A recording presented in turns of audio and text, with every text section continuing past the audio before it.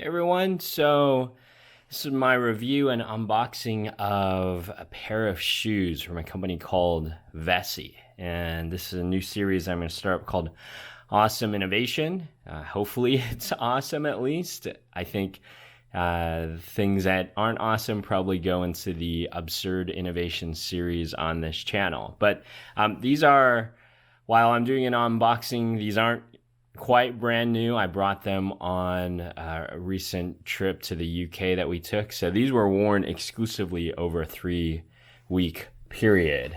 And we calculated that we walked somewhere in between 150 and 175 miles over the course of those 3 weeks. So I think any pair of shoes would get beat up over that period of time. So let's see how these fared after that type of trip. And as I said, these are the exclusive shoes that I brought besides a pair of slippers. So these are the only things that I wore during that time period.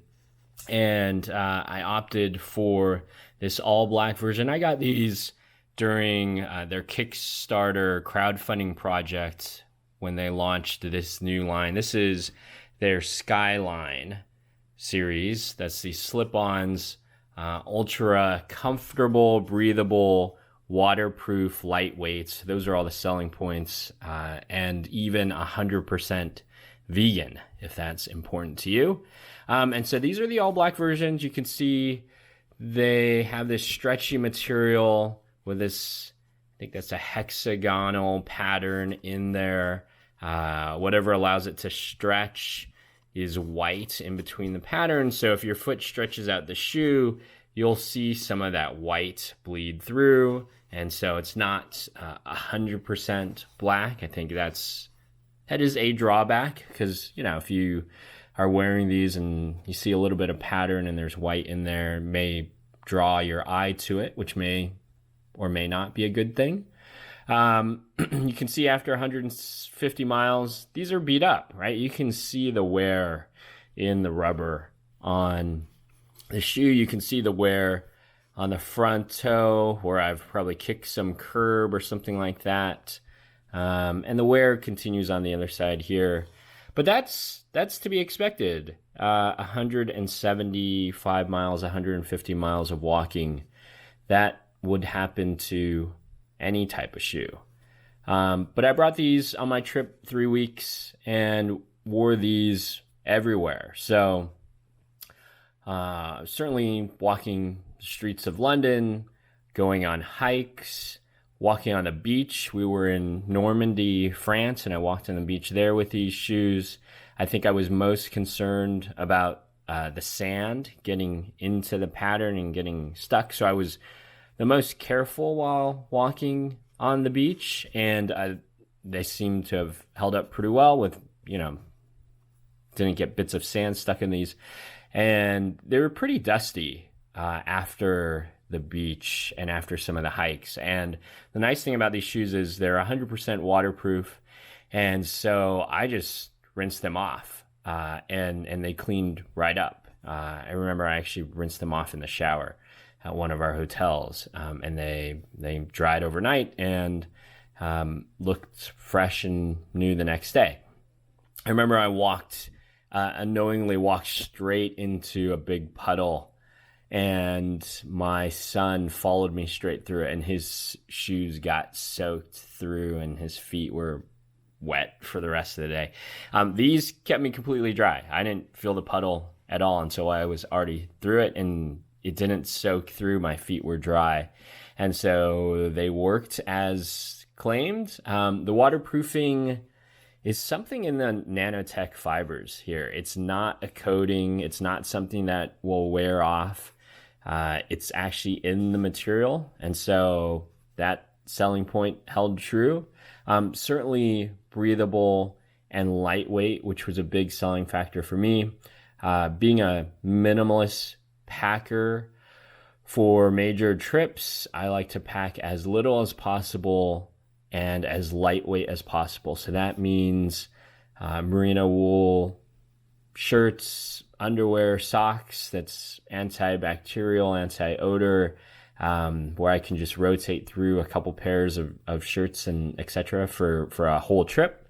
That means packable bags and packable jackets and packable pants and everything that'll compress down and is lightweight, and layers that can be added on or taken off depending on the temperature. And so these shoes certainly fit the bill, and was very happy that they held up for every type of environment imaginable, including some formal nights. We were on a cruise, and so they have formal nights where you dress up. And so I paired these with a pair of slacks and sports coat and tie. And since these were all black, they blended in enough where, I don't think people were really thinking I was wearing sneakers or anything like that. It blended in with the all black.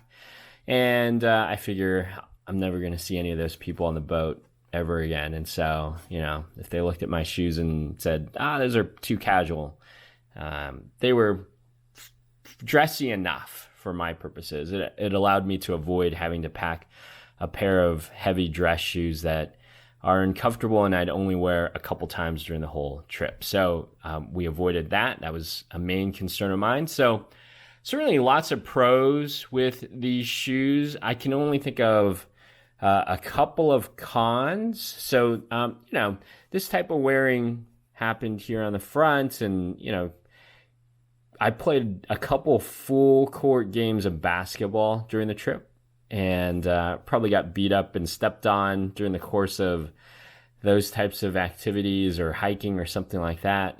Went to the gym with these shoes. And so, there's some wearing here and on the rubber, which is a con, but 175 miles later, it happens to shoes. Shoes don't wear forever or last forever. The other con that I had, which is also just the nature of this trip, I opted for these insoles here, and they certainly do add a recommended layer of cushioning. These were an extra $10. I would highly recommend opting for that when you're making your purchase, and they are sized and fit to the shoe. So, not worth trying to get something aftermarket to fit inside unless you had this pattern already. I could see now after the fact, buying something aftermarket and fitting this exact pattern could probably work out. But you can see the wearing on here, especially, what is this?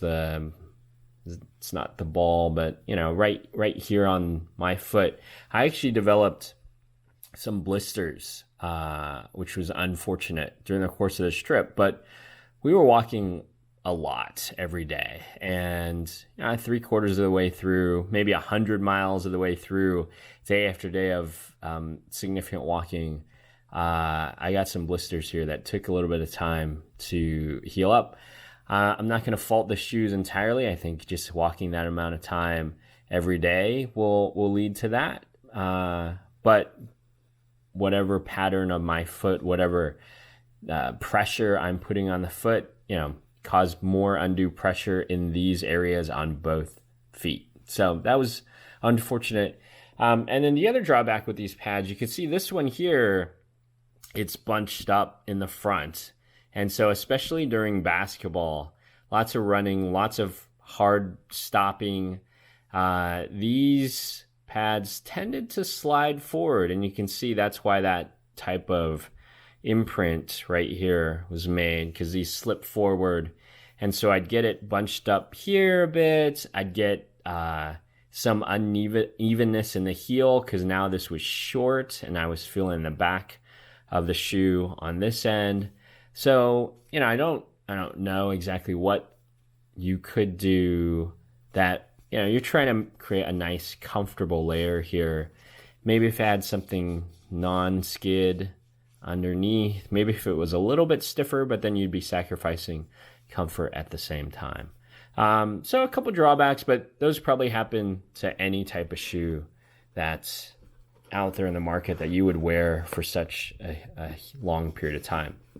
So With that being said, I definitely think these are an awesome innovation, and they held up nicely, breathable, waterproof, lightweight, vegan. It hits on all the selling points.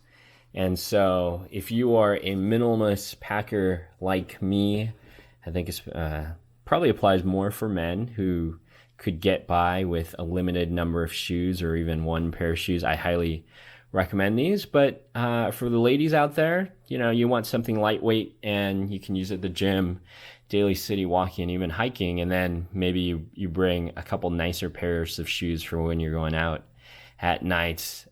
These are a versatile, lightweight shoe that you can add to your travel packing.